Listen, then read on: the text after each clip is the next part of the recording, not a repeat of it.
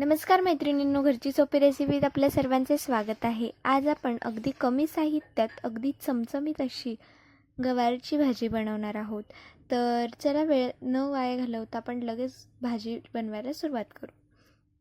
सर्वात आधी मी शेंगदाण्यांचं कूट करून घेतलेलं आहे, ते बाजूला ठेवल्यानंतर मी बघा या ठिकाणी लसणाच्या पाकळ्या घातल्या, त्यामध्ये लाल तिखट, हळद घातलेली आहे आणि यांना व्यवस्थित बारीक करून घेतलेलं आहे।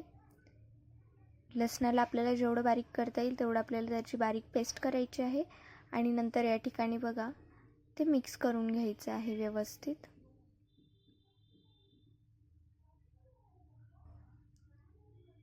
हे बघा आता लसूण आपण बारीक करून घेतले, पेस्ट करून घेतलेली आहे। या ठिकाणी मी गावठी गवार घेतलेली आहे आणि तिला मीठ घातलेल्या पाण्यामध्ये छान आपण वाफवून घेतलेली आहे आणि आता बघा ती छान वाफवल्या गेल्यानंतर मी तिला बाहेर काढून घेत आहे। गावठी गवारमध्ये दाणे कमी असतात, त्यामुळे या ठिकाणी मी तिला अशा प्रकारे वाफवून घेतलेलं। आता आपण कढईमध्ये तेल घालायचं आहे, यामध्ये आपण मोहरी घालणार आहोत। मोहरीला व्यवस्थित तडतडू देणार आहोत। लगेच त्यामध्ये आपण जिरं घालून जिऱ्याला तडतडू द्यायचं आहे। यामध्ये आपण लसणाची जी पेस्ट केली होती हळद आणि लाल तिखट घालून ती सुद्धा घातलेली आहे आणि तिला सुद्धा यामध्ये व्यवस्थित आपण मिक्स करून घेणार आहोत।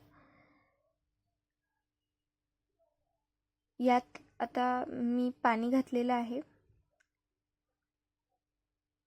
साधारणतः अर्धा ग्लास, आणि याला व्यवस्थित आपण शिजू देणार आहोत।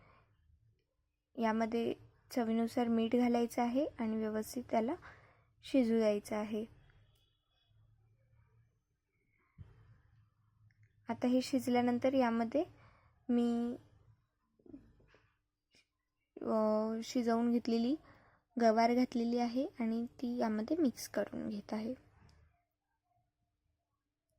ही मिक्स झाल्यानंतर यामध्ये आपल्याला शेंगदाण्याचा कूट साधारणतः 3 ते 4 चमचे घालायचा आहे आणि व्यवस्थित भाजीला मिक्स करून घ्यायचं आहे।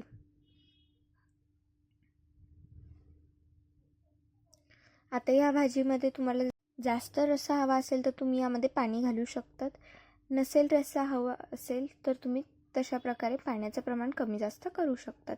आणि बस आता भाजी ही सर्व करायची आणि आस्वाद घ्यायचा आहे। रेसिपी कशी वाटली कमेंट करून कळवा आणि नक्की एकदा ट्राय करून बघा। धन्यवाद।